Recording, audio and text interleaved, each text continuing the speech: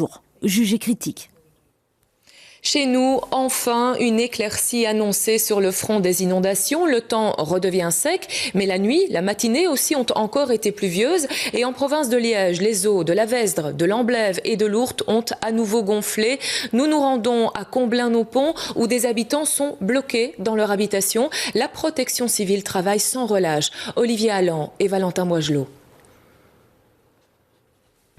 L'eau est encore montée ici et d'après les prévisions, le pic n'est pas encore atteint. Il faudra attendre quelques heures, voire demain, pour connaître les conséquences des dernières pluies. L'eau de l'Ourthe et de l'Amblève ont déjà inondé beaucoup de caves. Les riverains sont sur leur garde. Vous êtes inquiet ? Oui, l'eau est assez vite montée vendredi soir et samedi matin, il y avait 70 cm chez moi, enfin dans les caves. Donc ça fait 2 nuits que je ne dors pas. Et on est assez vigilants, quoi. Vous êtes fatigué ? Oui, assez bien, oui. La protection civile est sur place pour une opération de pompage. C'est un ruisseau qui, dans l'immédiat, pose le plus de problèmes. Ici, le petit pont sûrement est obstrué sûrement par des branchages. Et le niveau de l'eau étant plus élevé, à un moment donné, il faut impérativement, pour vider d'un côté, on traverse la route, on est le ruisseau, je vais dire, la capacité de ruisseau. Le ruisseau n'arrive plus à évacuer son eau. Je pense que le ruisseau est à saturation pour l'instant, donc on l'aide justement pour empêcher, comme je vous ai dit, l'eau de remonter dans les habitations. Un peu plus loin, à Poulseur, la situation est également très difficile. Ici, comme vous pouvez le constater, l'eau est particulièrement haute. Les maisons derrière moi sont totalement inaccessibles.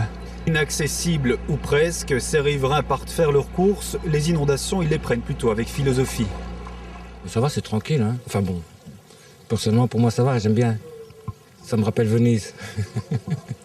D'ici quelques mois, à Comblain-nos-Ponts, un mur de 700 mètres de longueur et d'1 mètre de hauteur en moyenne devrait être construit le long de la rive droite de l'Ourthe, ce qui pourrait fortement diminuer les risques d'inondation. Voilà, vous l'avez vu, certains gardent le sens de l'humour. Valentin Moigelot, toujours les pieds dans l'eau à Comblain-nos-Ponts, où les équipes d'intervention commencent tout de même à ressentir la fatigue.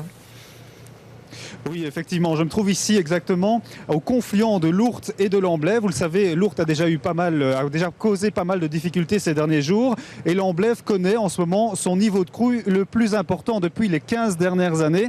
Je me tourne vers le bourgmestre de Comblain-nos-Ponts. Ce sont surtout les équipes sur le terrain qui commencent à être fort fatiguées. Voilà, ici, effectivement, à Comblain, la protection civile travaille sans relâche depuis 36 heures. Donc je pense qu'on peut saluer le travail fourni par la protection civile, mais également par le service des pompiers d'Amoir et le service des travaux de la commune de Comblain-nos-Ponts qui, depuis des semaines, avec les intempéries hivernales et maintenant avec les inondations, travaillent jour et nuit au service de la population. Alors, ce sont des crues qui ne sont pas... Les inondations ne sont pas les plus importantes, mais par contre, elles durent depuis longtemps maintenant. Voilà, ça fait maintenant, je veux dire, 48 heures à 72 heures que l'eau est sortie de son lit.